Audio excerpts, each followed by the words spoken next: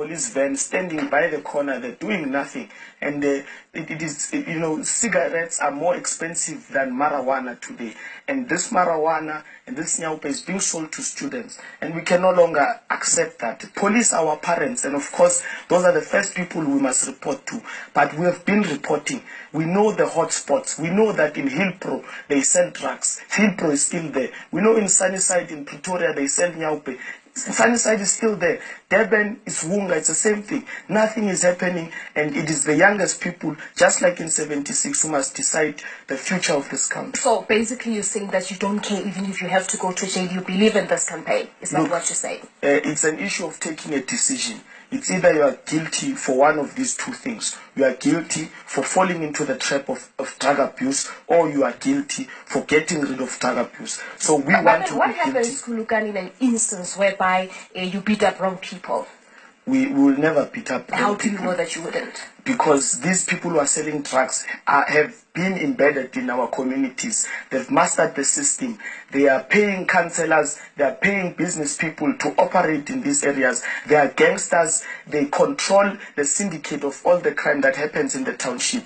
Now, these are not people who just come out of nowhere, who you can just imagine that this person is selling drugs. These are people who, even from an early age, we have seen them swarm our friends. You know, it's very sad to see somebody who you were competing with in grade 8, in grade 12, that person is calling you an uncle.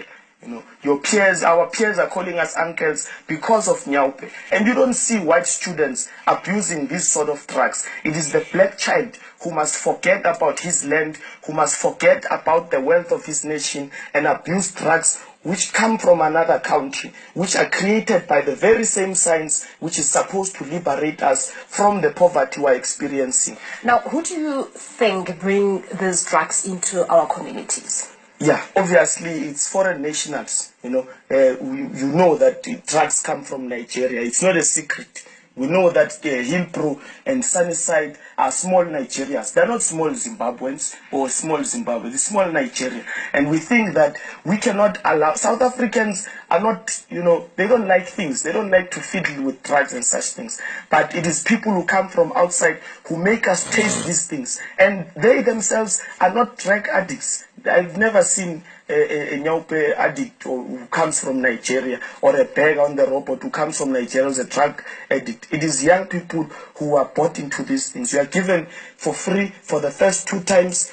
For the next 3 times, you must sell it in the school premises. And that's not the only thing. We also want to condemn and strongly speak against our own parents, our mothers, who gave birth to us, who today are selling drugs in the form of fat cakes in the school gate. How do you as a parent sell drugs to children next to the school gates and pretend as if it's fat cakes? And we think those people need to be exposed to the community at large. And we need to say community policing forum is not working. That thing is just an abbreviation. It's an excuse to give people free stipends. And we think that if this power to resolve the drug problem in our community is given to young people, so there will be a solution. Is this mechanism in place as we speak, the Shambok mechanism? It is in place. And as we have said, even to the police, we have said it to them, that they must just wait to see drug addicts and drug sellers in hospital, because the young people have decided to step up,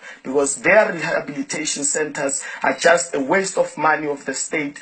Our parents' money is being wasted on rehabilitation centers and police officers who are unable to do their job. The police currently are more occupied with shooting students with rubber bullets than arresting the real criminals. Well, Khulekani, we're going to have to leave it right there. Actually needed more time on this issue because COSAS is not new to controversy. Previously, they were encouraging that learners should reiterate if teachers go about beating them or using corporal punishment, but we're going to have to leave it right there. Khulekani Skosana, he is the Secretary General of COSAS, talking to us about their planned campaign to declare war against drug dealers in all provinces by beating up drug dealers. Well, we're taking a commercial break now.